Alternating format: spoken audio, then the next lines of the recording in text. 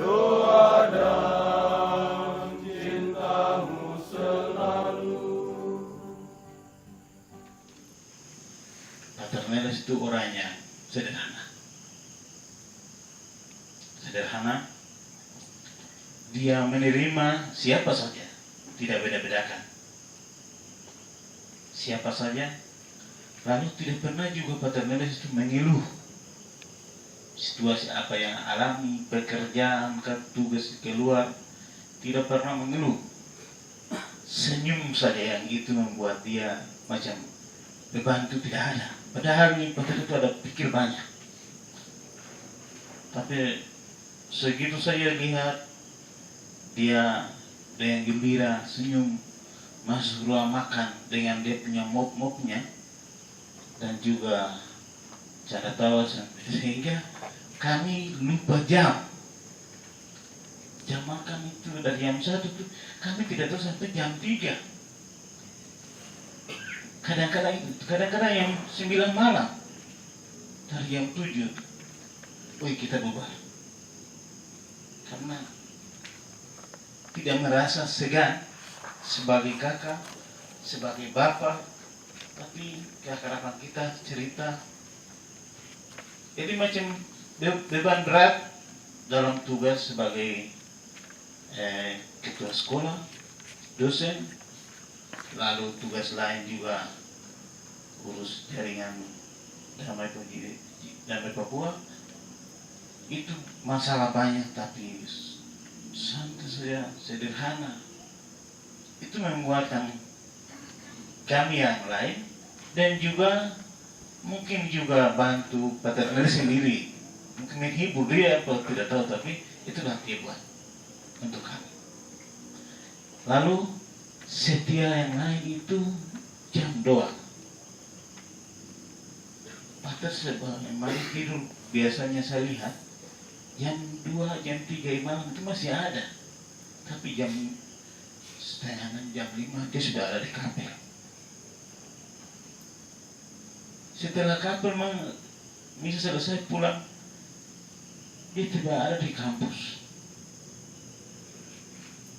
Hanya jam tidurnya itu macam tidak normal, tapi semua aktivitas jalan, tapi tidak pernah mengeluh. Setia pada tugas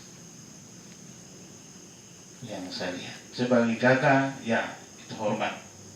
Diberi motivasi untuk saya dan juga teman-teman dan juga mungkin para frater yang tingkat 1 tidak bertemu, tapi tingkat 2 dan seterusnya mungkin pasti punya pengalaman masing-masing ada. Tapi itu pengalaman saya. Terima kasih Pater Neles. Kok jamkan saya Pater, kok pengen naik saja. Itu lebih enak, lebih akrab, lebih manis saya dengar. Naik 1 tahun kau tidak ada. Kau sudah membuat banyak luka bagi banyak orang. Izinkanlah saya naik untuk mengatakan siapa engkau yang saya kenal.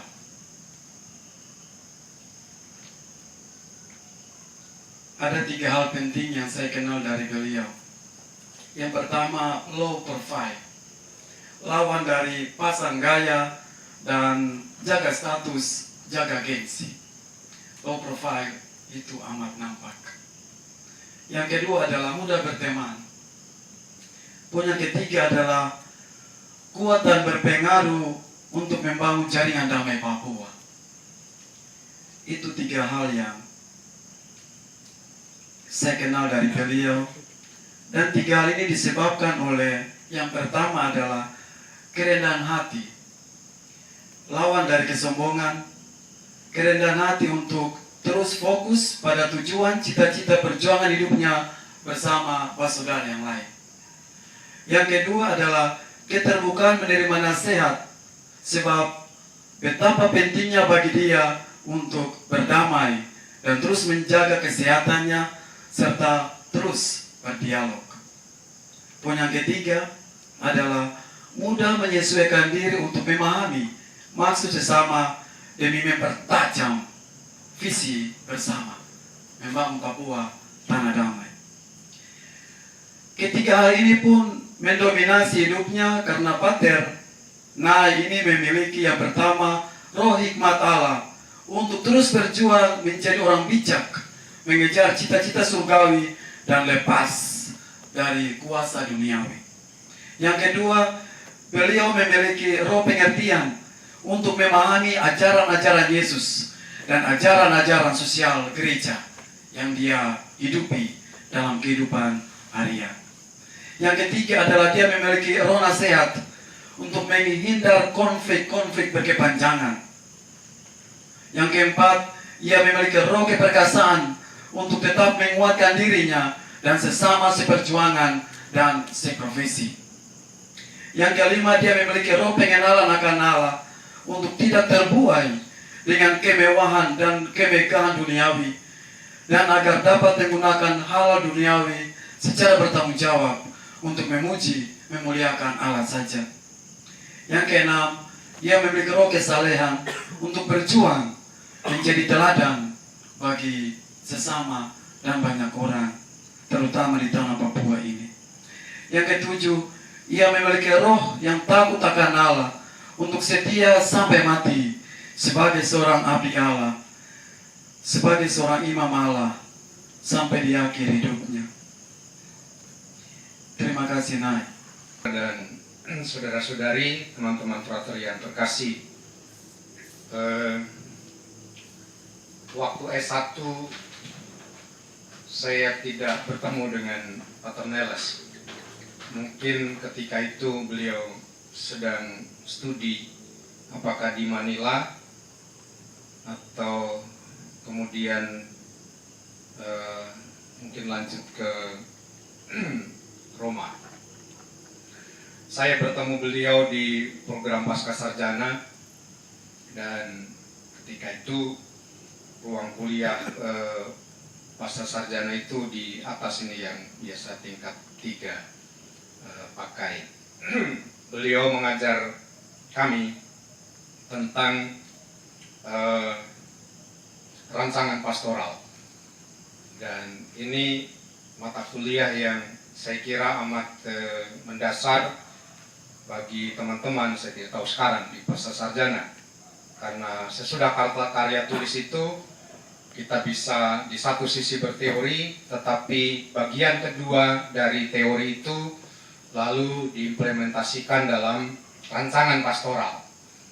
Dan di sana ada yang namanya mengolah tentang visi dan misi, ya, lalu objektivitas, lalu macam-macam gitu ya, sampai akhirnya goal, apa yang mau dicapai dari pendasaran teori ke ranah prakteknya nanti di lapangan. Pertama-tama tentu bukan soal itu pada nanti implementasi dari teori-teori yang kita kembangkan, tetapi bagaimana secara pribadi kita punya visi dan juga misi. Nah, visi yang paling mendasar dan juga misi untuk mengimplementasikan dari mimpi itu, saya belajar banyak dari seorang Pater Neles, bahwa hidup di komunitas, tadi Pater Agus sudah menegaskan, saya yakin ya orang ini kuat oleh karena visinya jauh ke depan, bukan hanya soal kemampuan dan kesanggupannya untuk berdialog dengan kehidupan, tetapi visinya dalam dialog dia dengan Sang Pencipta. Jadi itu yang tadi saya kira buah yang harus kita petik. Apa roh yang mau kita dapat kalau kita hanya mengagung-agungkan saja, tetapi lalu kemudian kita juga tidak mengimplementasikan apa yang menjadi visi dari cita-cita seorang Neles Tebai, yang bagi saya jalinan ya erat dengan Sang Kalik, Sang Penciptanya, itu yang menguatkan dia untuk menjadi berani ya berdialog tentang tanah ini dengan siapapun juga, ya, dengan 9 elemen dasar yang menjadi fondasi bagi kekuatan dia untuk berdialog bagi kemaslahatan, bagi perdamaian, peristiwa di tanah Papua. Sekali lagi, Kader, terima kasih Pater Neres dan juga kepadanya. Di sini saya akan membacakan sebuah kisah yang tadi para pastor lebih pada pengalaman harian, dan kini saya akan menceritakan kisah saya mengenai panggilan. Anak itu tahu dengan pasti di mana ia mulai tergerak dan memilih jalan hidupnya. Semua itu berawal dari si jubah putih, utusan Tuhan. Iman adalah dasar yang menggerakkan anak itu untuk bermimpi. Ia percaya iman itu dapat mengubah mimpi itu menjadi impian yang ia pahami sebagai alasan ia hidup. Anak itu belajar, akankah ia seperti pria berjubah putih yang berdiri di atas mimbar dengan gagah? Pria itu berbicara dengan lantang dan selalu memukau dalam kerumunan orang yang berburu sana, kotika dan moge. Nyanyian dan tarian dipersembahkan untuk menyambut pria itu. Aku mau seperti dia. Itulah suara hati yang membakar jiwa hingga membasahi tubuh dengan keringat dalam desakan jiwa-jiwa yang memenuhi gereja Santa Maria Immaculata Monet. Itulah kisahku bersama pria yang berjubah putih, kini berbaring di antara kita dalam peristirahatan terakhirnya. Koyau, wah, patoga kepada itu baik. Untuk beberapa tahun lalu, aku mengenal pribadimu sebagai imam yang membuka jalan bagi generasi.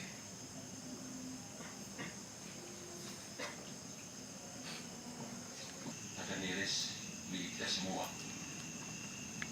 Karena itu dalam persiapan sepakat di masing-masing pembina pada wakil terakhir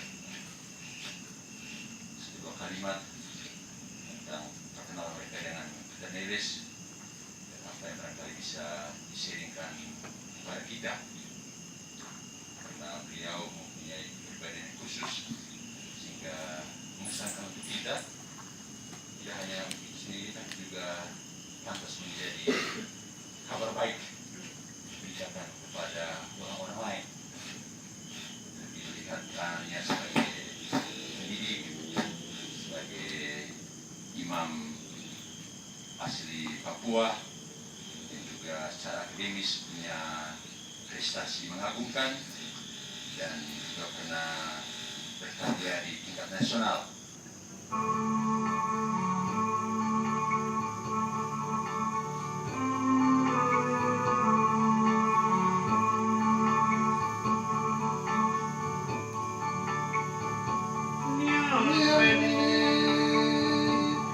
Santo Eka, Niameni, Santo Eka, Niameni.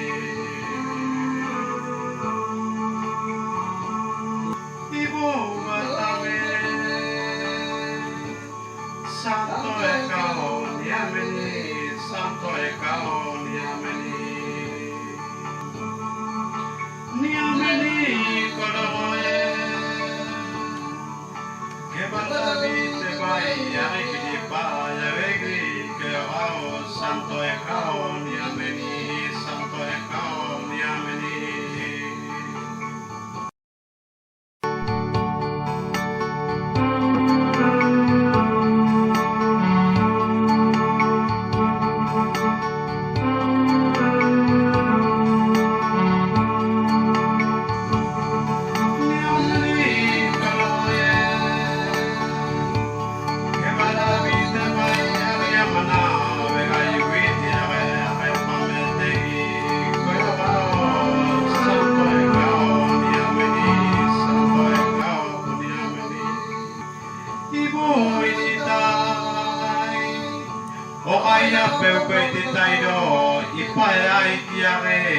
Santo Ekao Niameni. Que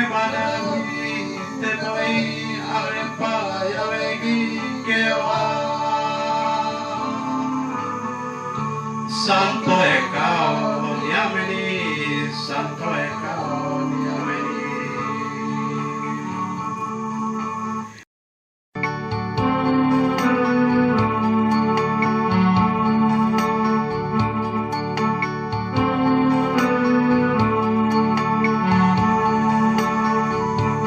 Ibo ini tai ini kalima kebadabi tebai ini mami gagu ne makai ini koto ne makai koroe